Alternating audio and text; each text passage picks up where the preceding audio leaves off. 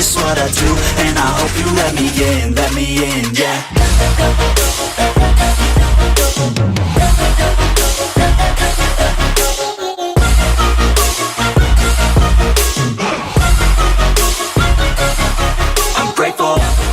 What is up, guys, and welcome to the Disrupt the Industry podcast. I'm your host, Dre. This is the premier podcast for health, fitness, and men's development. And I guess you could say mental health, but I'm not a psychiatrist or anything like that. But today, I want to talk about something that's really important to me. And this is something that I went through a lot in my life. And I feel like God called me to share this with you. And what I want to talk about is the fact that you cannot let the world corrupt your soul. You cannot let the world corrupt your morals and values. And basically, don't want to say I'm on a script here. I'm actually on the opposite of a script. I'm kind of freeballing. So I'm just going to start from the beginning, and I'm going to give my personal life experiences and how this happened to me and what how I grew, I should say, throughout this whole situation and what I'm trying to do to become better and heal from the situation. So let's talk about it. So, guys, growing up, I was the nicest kid ever. Like, I did not have a mean bone in my body. And let me tell you something, and it all ties into this story, is that is rare, guys. Like, I want you to think of the most pure, innocent, kind-hearted kid who just wanted to see everyone happy and just wanted everyone to be happy and didn't want anything to, go wrong, didn't want anybody to not get along. That was me. I was super, super happy. I was super kind. I was the most loving, caring kid in the world for everybody. I wanted all my classmates to do good. I wanted to do good. Like, I just wanted my family to be happy. It was a whole thing, guys. And my mom raised me well. She said, you need to be nice to everybody.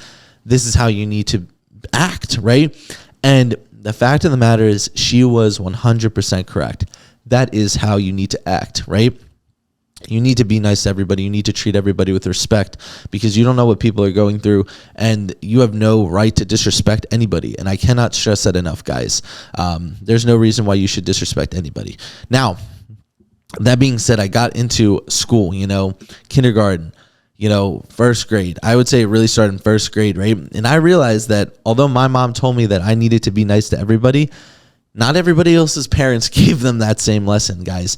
I was constantly picked on, ridiculed, I guess you could say bullied, for lack of a better word, for being that nice kid, right? And lots of things over the years, guys. I'm not going to give you a grade 1, this happened, grade 2, this happened. But guys, over the years, like, I was verbally abused, right? Like, verbal maiming, right?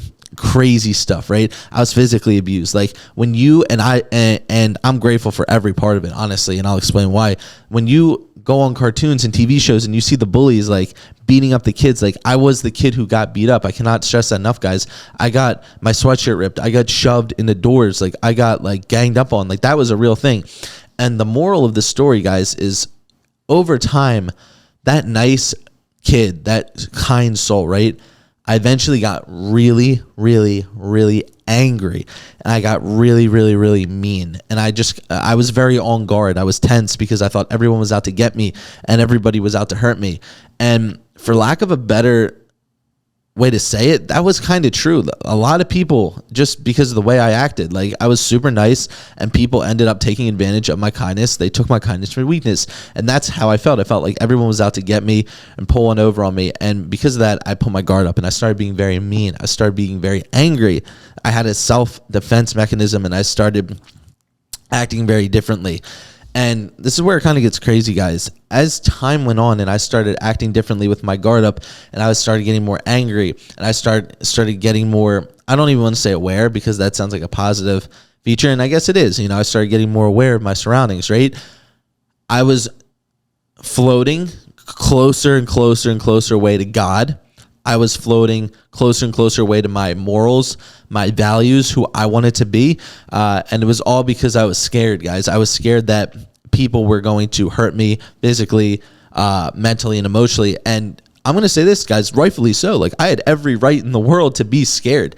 It just happened, no one, it was just, I don't even know how to describe it, guys, because like I said, this is not scripted, but whenever I was super nice to people for long periods of time, they always found a way to take advantage of me. So I stopped being nice. And when you stop being nice, that leads to you sometimes being mean. And when it leads to you sometimes being mean, it leads to you having less and less remorse for certain people, situations, things, etc. And over time, guys, I really started to look in the mirror, and I did not like who I saw. I did not like who I was becoming, right? And that I'm not even going to say what I did to fix it first, right? I will say what I did to fix it. What I did to fix it was I started to rekindle my relationship with God. I remember my relationship with God was always there. It never, ever, ever left, but it's always tested, right? And it's tested for a reason. God gives his toughest battles to his toughest soldiers. I love that quote, right? And guys, over time, I had a crush on this girl, and I was around the family a lot, and the mom just had nothing good to say about my faith with Jesus Christ, and, it's all this and that, it's fake, it's not good, making fun of baptism, like, it's crazy. So you start to question it. You're younger, you're 16, 17, you're just trying to figure out your way in the world, guys. And when I started to rekindle my relationship with God and really start to try to take steps to be better, everything started to fall into place. Now, I'm sad to inform you that kid who was born and who had the nicest heart, the purest heart, who just wanted every single person to succeed, who just wanted everybody to be loved and be happy, he's not fully back with me personally. That's who I was born as, and every day I'm trying to take steps and steps closer to becoming that little boy again, in terms of how I love and in terms of how I think. And that leads to the moral of the story, guys, is like, I let society corrupt my soul. I let society corrupt my morals, my values, my ethics, how I behaved, because I thought that's what I needed to do in order to survive. And I'm just here to tell you guys that you don't have to do that. You don't have to be mean. You don't have to go against the teachings of God. You don't have to treat people with disrespect. You don't have to have your guard up. You don't have to be manipulative, right? You do have to be smart in life. But again, never stray away from your path. Never stray away from being a good person. Never stray away from your morals. Never stray away from your values, right? That's a huge, huge, huge thing. And never stay away from having a good heart and helping people, And that's a huge thing right there, guys. There are times to be selfish, and there are times to put others before yourself. And the Bible says you need to put others before yourself. So that's what we're going to do for the most part here. There are times when you cannot let people take advantage of you, and that's just life. But the fact of the matter is, guys, you need to always have that good heart, right? You cannot let these people corrupt your soul, corrupt your loving being, right? And that's a huge thing. And guys, I am sad to inform you that kid who just loved everyone and just wanted everyone to be happy, he's not 100% back yet. I'm not even sure if he's above 50% back yet, but every single day I'm doing what I can to adapt that mindset, to try to help people, to try to love people, to try to spread the word of God, to try to be better and take steps to just having the most positive attitude out there. And some days I get really, really, really upset at myself because I let those people take me over. I let these people corrupt my morals and my values. And I let these people tell me, you should go out and you should do this, and you should drink alcohol, and you should do drugs. Not that I ever really did drugs, but you get the idea. It's like you should sleep with every single person you can at every opportunity you can. Not that I even did that really either, to that degree, or else you'd be banging a wall. But you get the idea.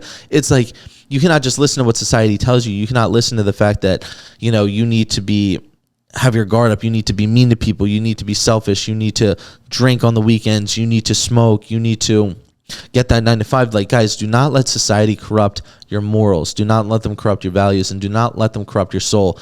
And I wish I could go back in time and apologize to that younger version of myself, because I am not anywhere near as good as he was, and I'm trying every single day to take steps in the right direction, like I said, to become that kind, genuine person that I once was. That's why I have my business. It is a faith-based business. I do everything through the glory of God to try to help change people's life and better their health and fitness, to just help them. That's the best thing. I just want to help people. I just want to serve people and be a vessel for God. So that's the biggest thing, guys. Don't let people corrupt you. Always stay on your own path, the path of God, and make sure that you are always looking out for people and have their best interests at heart, and try your best to just control the controllables, right? Don't get mad at things you cannot control. Don't get angry. Don't get frustrated at bad people. You know, not everyone was raised as good as you, and not everybody has the willingness and the drive to want to live a good life just like you do. But thank you guys so much. God bless you, for real. This is an episode of Disrupt the Industry. I don't know what number episode it is. Be sure to like, comment, subscribe.